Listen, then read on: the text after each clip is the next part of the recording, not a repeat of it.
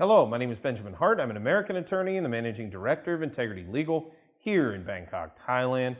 As the title of this video suggests, we're discussing arrest records. And the reason I thought of making this video was I recently read an article in the Bangkok Post, bangkokpost.com. Article is titled, "Cops to Erase Files of Cleared Suspects."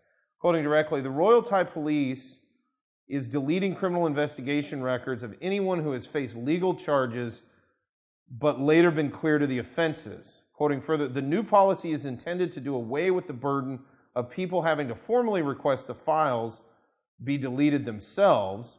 Quoting further, "The assistant police chief said that if the records were left on file and a check was performed, a person who have been cleared of offenses may unfairly lose their chance of employment." Yeah, interesting. There's kind of this residual, I guess it's a residual record left in the Thai police database resulting from an arrest, notwithstanding exoneration or the case being thrown out, or maybe the case just timed out and it just never went far enough to where a conviction was gained, and therefore, it's no longer really all that valid. And yeah, it can have a detrimental impact on, for example, people seeking jobs, people maybe seeking to work for the government later, etc. If they, haven't been convicted, they haven't been convicted.